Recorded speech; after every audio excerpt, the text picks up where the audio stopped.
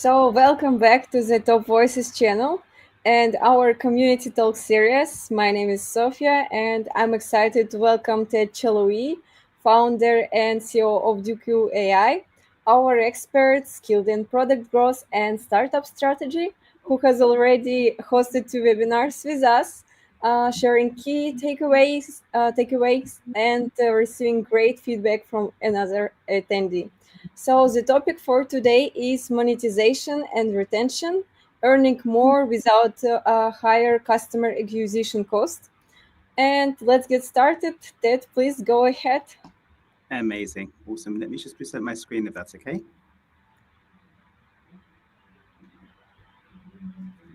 Awesome. Thank you so much, Sophia. Hi, everyone. Very delighted to be talking to you all today. Just a little bit of a blurb about myself. I'm Ted. I've spent the last 20 years in a number of different organizations for some very fast-growing businesses. You name it, I would have probably sold it throughout my career, from medical devices in Fortune 500 organization to very large big tech. And I've had the opportunity to work for some very large organizations, for the likes of Uber in London, Deliveroo, Tripadvisor, and most recently, I took a business from pre-seed to Series B funding, and we eventually sold the business as well. Since then, I've actually started my own venture in the AI space. But today, we're not talking about myself. We're talking about a very interesting topic, which is that monetization and retention as a go-to-market model. So when you actually think about the world today, we think about how the world has changed massively over the last few years. Beyond just AI, you think about how everyone's talking about the death of SaaS and what's going on there. Whether we like it or not, the world is changing around us, but one thing is constant, that your cost of acquisition to acquire new customers is absolutely has risen dramatically over the last few years. Your budgets are really tight, especially as founders in the room that are currently joining in. And previously, where money was cheap and growth was actually at all costs, that is no longer the case at all for a lot of founders. So the new reality we're currently seeing is really demanding efficiency and not excess. If you look at the actual graph, we can clearly showcase that the cost of acquisition has risen circa 60% over the last 50 years. However, the SaaS growth rates have actually halved since 2022. So if you speak to any smart investor, they are absolutely scrutinizing your net revenue retention today over vanity growth metrics, what you actually have seen in the past. Now, if you want to really showcase where that kind of is coming from, and you break it down by new business, expansion business, and reactivation of business, and you can clearly break that down over quarters from 2021 till last quarter, you can clearly see that back in 2021, early 2021, the majority, 81% of revenue was actually being driven by new business. And it was only 13% is actually coming in from expansion business. What you're clearly seeing right now is that has changed dramatically. Right now, new business is circa around 50%, whereas expansion from existing business is sitting at 40% and growing as well rapidly. And this brings me to the topic around focusing on your hidden revenue levers. Whilst a lot of teams actually really fixate on acquisition, the real revenue engine right now that's driving a lot of that is monetization and retention. And the first question you ask me is, why is that the case? A study by Harvard Business Review really showcased that retention is 5 to 7 times cheaper than acquisition. It's 5 times easier to actually retain the customer than acquire a new one. When you look at that net revenue retention, any growth be more than 100% is the ideal hallmark of durable SaaS growth and sustainable SaaS growth. But similarly, monetization really drives up profitability without increasing your cost of acquisition. When you go slightly to the next layer to really understand what's actually driving that SaaS growth, I'll really break it down by actually 3 monetization layers here for SaaS growth. The first one, which is high on top, is your pricing and packaging. It should be absolutely value aligned and frictionless, and be really optimized towards your customer and ideal customer profile, who they're buying you, what they're buying you for, but what value are really additional to their business. The second one is focusing on very much on usage and expansion. And that's one of your massive levers to play here around revenue growing as your customers grow as well and getting value out of your offer and your service.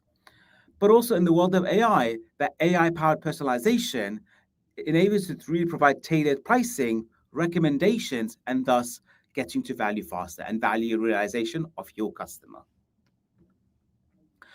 So it's abundantly clear now that retention is the new growth that we're currently banking on. It's not just about keeping customers, but at the same time, really growing them as well. And when you think about net revenue retention as one of the key metrics here, net revenue retention more than 120% really correlates with premium valuations back to your investors. Expansion revenue really fuels your predictable growth. And if you really look at that growth flywheel, you can really understand how you can really optimize that, because that becomes that self-fulfilling prophecy. And more importantly, you can clearly see where the role of customer success is coming into play here, where it's actually really shifting away from being a reactive support engine to a revenue multiplier, i.e., it's an extension of your sales organization being tasked to retain customers, but at the same time, really grow their share of wallet. And that becomes very powerful in today's age. But at the same time, really automating some of the easier tasks to AI, when AI can really actually do the heavy lifting there and really free up your customer success team to focus on revenue generating activities. Now, I'm doubling down on the world of AI here because with what was currently happening, you can clearly see how AI is shifting the narrative when it comes to customer success and revenue growth. And to us actually mentioning earlier, AI is not really replacing CS, it's absolutely supercharging it. There might be an argument to say that AI may actually replace very menial tasks at the bottom, or like for your very small customers. But there's a massive opportunity here for any customer of yours that you can really multiply your customer success team's efforts by amplifying them through the power of AI. You can clearly see one of the platforms there, whether it's using the Tango or Gainsight or whoever you're currently using, you can clearly see how AI is powering a lot of the insights coming through from across multiple different platforms. And it's providing you with a lot of predictive health scoring to understand where do your customers currently fit, what does that look like, and what are your possible indication that they are possibly churning. It's also signaling you and providing the signals for expansion opportunity automatically based on multiple different insights that you're capturing from the platform, whether it's actually being able to track the usage. They're looking at, you're looking at whether it's actually usage, whether it's looking at their behavior on your platform, how many seats they're adding, their frequency, etc. And the last bit that I want to really, bring to life here is around how does that advanced automation really start showcasing around really driving that AI-led personalization to really with the intention to boost your upsells and reduce churn. And a couple of organizations that are doing it brilliantly right now is, if you think about what HubSpot is doing, a lot of that personalization is being driven by AI to really get your customers with as frictionless as possible to upgrade to the next layer of your platform. To be able to really unlock new revenue opportunities. The key word here is seamless and frictionless, because you want to ensure that your customer doesn't have to always call a human to actually get to that point. Sometimes you want to give them all the tooling, and the natural progression of that should be absolutely as seamless as possible. Now, one thing I keep on banging on about is that sales is first and foremost about creating customer value, and revenue and profits are an outcome of that customer value creation. And why I bang on about that is you want to really avoid some common pitfalls. And one of the common pitfalls when you think about where teams stumble is around their pricing model and that matrix not really aligned with that customer value. So if you want to look at an RFM matrix and are showcasing recency, frequency, or monetary value matrix, or however you're currently segmenting your customer base, you want to ensure that you're segmenting them in a way that you understand where did they actually fall on that matrix, who are your high-risk customers, who are your low-risk customers, who are possibly most likely to churn, for what reason, and what are you currently doing about that? Because churn is the silent killer. It's a lagging indicator. People just don't leave a company tomorrow. You can clearly see a slow degradation of their customer experience, and they start really testing out something else before they actually say, hold on, we're not going to renew our contract next month. So churn fighting should not start too late. And you want to really avoid the pitfall that you have a siloed customer success and sales organization. In my last entity, I actually worked at customer success and sales were absolutely hand in hand tie in. In fact, instead of having two separate organizations, I combined them into the one organization, and I actually created pods of a high value cohort of customers, our high velocity cohort of customers. Think about that as SMB versus mid market versus enterprise. And then within that particular pod, I had a representative from sales, I had a BDR in there, I had someone from customer success in there, I had some from marketing and data. And all together, they had a full insight in terms of that customer, their ICP, what their pain points were, and how are they all actually contributing to alleviate those pain points for that customer. Another major pitfall here that you see all the time is lack of visibility on customer health. Now, yes, it could be absolutely as sophisticated as you want it to be, but sometimes you find very quick and easy ways that you can really showcase is that customer really getting to value on your platform? How can you determine what's their customer health score? And then accordingly, you can start working out what's the plan of action for every single customer. And irrespective of how you conduct that, you want to have at least a base layer of your customers and how they're trending over time to work out what can you do better and what you're currently doing not so great. And analyzing this data qualitatively and quantitatively, that's going to really start impacting your strategy as a business. Now, when you think about the world when it comes to the revenue and how that's really progressing, the world has changed massively. Modern revenue today is no longer improvised. It's not about being a fantastic salesperson. It's about being absolutely engineered. Are salespeople made or are they born? And the same with customer success. Customer success is really moving more upmarket towards focusing more on like decent opportunities. What that really means is a lot of automation is going to hit your smaller customers that we currently are doing. But in the world of AI, that's going to be absolutely accelerated. So if you break it down by different places for enterprise, PLG, and SMB, having segmented control panels, very similar to your engine room, is very important here because what that does is provides you a very closed loop diagnostic tool to be able to understand what's happening in that motion versus a different motion altogether. Your PLG motion might have very different sets of challenges compared to your enterprise customers who have got very different pain points and trying to get to value on your platform. If you want to apply the jobs to be done framework here, you want to really ensure that you're really enabling those customers based on what segment of that market they really fall under and what value are they actually getting out of your platform. But if you want to really attribute that very similar to the engine room, and this is very typical in, let's say, people like Winning by Design who pioneered some of this thinking, you think about an engine room would have different control panels to work out where you currently are at, the closed loop diagnostics, but they're able to really fine tune that system and being obsessed about fine tuning it. You're able to really test, iterate, and optimize on repeat. And what that does is it gives you the ability to really fail quickly, work out what's working, what's not working. And for whatever that's currently working, you can double down on that strategy and focus on really expanding that strategy and obviously optimizing it at a later date. What that also lends itself towards is thinking that AI is not a captain, but is absolute co-pilot in this case. It's absolutely essential for you to actually really leverage the capabilities of what AI is currently doing, but you don't need to be actually really commanding the ship, but you need to be absolutely there to really support you as a co-pilot there, especially when you're going through rough waters. If you look at the actual graph I'm showing you right there, you want to take some learnings from some of the best organizations on there. And this graph shows your net revenue retention year over year by your average revenue per account segment, highlighting how net revenue retention performance varies based on the size of the company's average revenue per account. Why I'm showcasing that is probably 4 key takeaways here. The higher average revenue per account correlates with a stronger net revenue retention performance. Particularly, you see that in the top quartile of companies on your right-hand side. The second thing to really land is the fact that companies with that ARPA over $500 are consistently achieving net revenue retention of over 100% in that top quartile.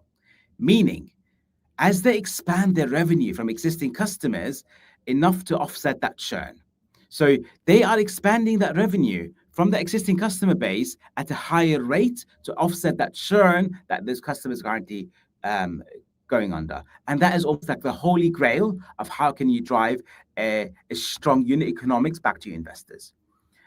Similarly, on the left-hand side, you can see those lower ARPA segments, anywhere between $25 and less, or even like $25 to the $100, they are currently consistently showing significant lower net revenue retention, even for those top performing companies.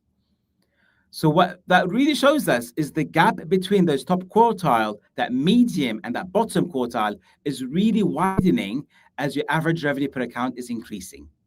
Suggesting here that that higher average revenue per account have got more variability, but greater potential for a stronger net revenue retention.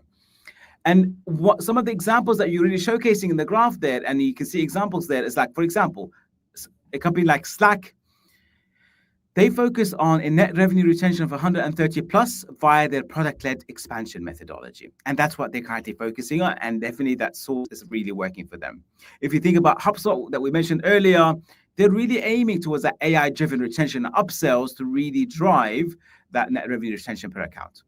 Salesforce, they really are pushing the envelope here in terms of AI-powered customer health at scale. I think the rebranded Einstein is the tooling there, but really focusing on how can you showcase that data where it's very relevant for your account.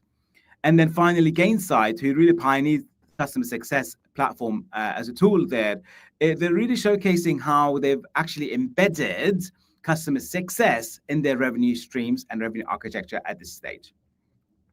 Absolutely very powerful examples of how some of the best organizations are thinking about this space today. Now, the action plan here then is thinking about how can you actually drive more revenue, but not actually really increasing your cost of acquisition. And that's the most important bit here. So the step one here is thinking about that monetization audit and on driving price alignment, but really focus on your packaging review. And probably I would recommend here to do that quite frequently. Every 6 months would make a lot of sense for you to actually go back and go through your gone conversations and adjust what you think is actually currently not working. The second step here is think about your retention health check, your net revenue retention and gross revenue retention diagnostics to ensure that do you have your finger on the pulse and are you really working on the metrics that really matter and impact your business the most? And again, I'm going back in and talking about that the CS to sales alignment, which is imperative for your growth and success here. And then step number 3, once you actually achieve those, you can start really focusing on what can AI really assist with to actually drive that enhancement. And those AI-powered enhancements could be anything from predictive churn reduction to expansion signal surfacing. But more importantly, going back to the HubSpot example, talking about personalized upsell plays for your customers. And if you can achieve that, then you're well on your way to really expanding your revenue over the next period of time.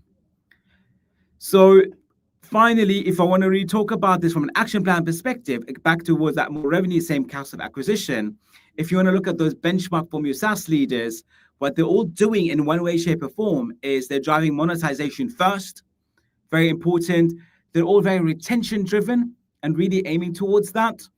All of us actually packaged up with an AI enhanced capabilities to really supercharge and give them superpowers to be able to really retain and grow their customer base and share of wallet. But with it all of it's actually absolutely human led versus actually going on autopilot at this stage, which is very important here because you want to ensure that human is in the loop at any given point in time across your life cycle. And my final word here is actually how can you build smarter, more resilient revenue engines? Because sustainable growth really starts at home, and then ensuring that you have got all the right levers and playing the right game to be able to really drive that revenue without actually really increasing your costs as well. What I'd love to do now is actually open the floor for any questions that people might have. Please feel free to grill me as much as you like. Thank you very much, Ted, for your presentation. So, as you said, we are moving into the Q&A session. And if you have any questions, please drop them into the chat box. And We will answer it. So the first question is, how do we keep customer acquisition costs stable while expanding into the new markets? Oh, very interesting question. Thanks for asking that. My suggestion there is to really load on your ICP clarity, front load on your ideal customer profile clarity, and then go in on entering markets with that high ideal customer density. Once you achieve that, then you can leverage your proven playbooks. You can start with localized demand generation and partnerships. And then if your cost of acquisition spikes, then your market execution is slightly off. But you want to ensure that you're really front loading first, going after those markets, leveraging on those playbooks, and then you can really tweak that recipe as you get more signs and signaling and what's happening in that market. Great question. Thank you. The next question from Lina. How can we use AI to flag churn risk in real time? I love that. In fact, you actually think about it in terms of real time. My suggestion there is think about how can you track leading indicators, because if, as I mentioned earlier, churn is a lagging indicator. By the time your customer churns, it's way too late. They're already moved on. So my suggestion there is how can you track leading indicator, things like if usage drops, or support tickets, or NPS, or production like product friction. Your AI models here are probably trained on those historical trend patterns, but at the same time, they're trained on your customer patterns as well. So AI is able to resurface your risk accounts before your net revenue retention suffers. It's a perfect example of what we did at Foodbomb, for example. We built a lot of those dashboards and internal capabilities with our data science team to really understand that if my customer is actually slowing their usage on product X or on actually on feature Y, then we can really start investigating, is it because they've got a change in their business, they have change in staff members, is it a change in leadership, and we can start looking at it before it becomes a problem and they actually had churn at that stage. Mhm. The next question is, how do you define healthy net revenue retention for early stage startups? Absolutely. I mentioned it, I touched on it slightly earlier. Mhm. If you think about anything less than 100%, it's absolute table stakes. If you think about what that true health of net revenue retention, you really want to aim between 105 to circa 115%, because that means that you're really solving a critical problem at this point in time.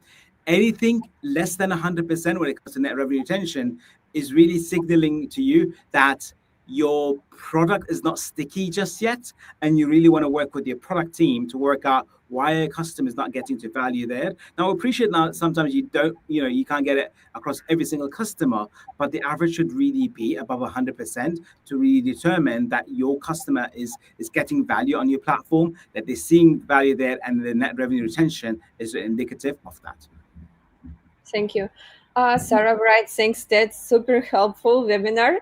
The question is, what are signs your monetization is actually working?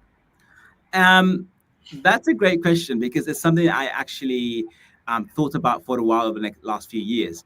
If you think about signaling that actually your monetization is actually working, then you probably think about what's the outcome of that. And the outcome of that is that your expansion happens organically, i.e., there's not much friction towards upselling and cross-selling to your customer. So there's that low upsell friction. Your expansion is really happening organically, but also when you are talking to customers, they're really talking more about value versus price.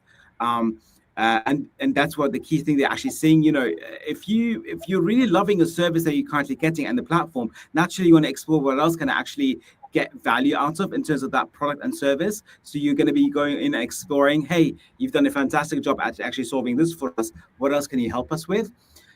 And more importantly, here, you really are not relying on discounts to close deals. If you're really relying on discounts here, that tells me that your monetization needs a little bit more work there, because and or your product, because your customers, if they need an incentive to actually get upsold within reason, you need to ensure that they are seeking to actually solve the problems versus actually be incentivized to try something and say, do you know what, this is not for us. Okay, thank you very much. The next question is, what's your favorite example of monetization done right? So, do you have one? A monetization done right. Probably Figma, although they're currently under threat with the likes of Lovable and all the vibe coding stuff. But if you think about Figma, they've done a fantastic job at actually offering a freemium to land. They've got a seamless expansion via collaboration. And as customers use them more, that really drives revenue. And then, it's almost like a no touch sales layer at all because the product itself is actually doing the heavy lifting and then selling itself. Okay, thank you. If you had to pick one metric to focus on, what would it be? That's a hard question because there's so many metrics to focus on, but I appreciate where your head's at. And I love the fact that your head is there. I would probably be putting net revenue retention above everything else. Because it's one of those true metrics that encompasses and really drives three key things in my eyes. It captures product value, it captures customer health, and the third thing, it also captures that revenue efficiency. And that's exactly, for me, it's like my ideal metric to really measure, um, uh, where are we at as a business. Mhm. The next question from Katerina. How do we spot churn early in a small team? In a small team, depending how small, but if I'm understanding what you're saying correctly, when it comes to small, I would probably absolutely recommend to stay very close to your users, and be almost obsessive about watching engagement weekly, daily, and weekly. And then if key actions or check-ins drop off, then that's an early signal and a warning that something is slightly off that you need to really investigate before it actually becomes a problem. You have got the luxury of actually staying on top of your customers right now because you're still in early stage. You don't have that many customers, and you need to be absolutely joined to the hip and know exactly about them, everything about them. Thank you. I have approximately the same question, but another. What's healthy revenue retention for seed stage? Um, as I mentioned earlier, anything 100%, 105% plus is a healthy medium. As I mentioned, it's like 105 to 115 is where I'm very comfortable because you're solving a critical problem. Anything below that, then you probably want to really question your product market fit at this stage. And if you go above that 115%, then you're absolutely ready to scale at this stage. But if you think about what that healthy margin is, I would probably say 105 to 115% is that sweet spot. Okay, thank you very much. I think that was the final questions for today. Okay, thank you very much, Ted, for leading such an engaging and insightful webinar series. It's been incredibly valuable and informative for our audience and for me as well.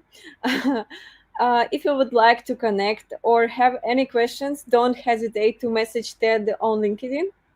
Subscribe to the Top Voices newsletter and follow us on LinkedIn to stay updated on our upcoming events and expert talks. All links can be found in the description below. And thank you for joining us today. We will be happy to see you next time. Really appreciate it, Sophia. Always a pleasure. And by all means, if anyone has got any questions on LinkedIn, feel free to connect and send me any message. More than happy to respond. Thank you very much. Thanks, Thank Sophia. you. See you later. Bye. Bye bye.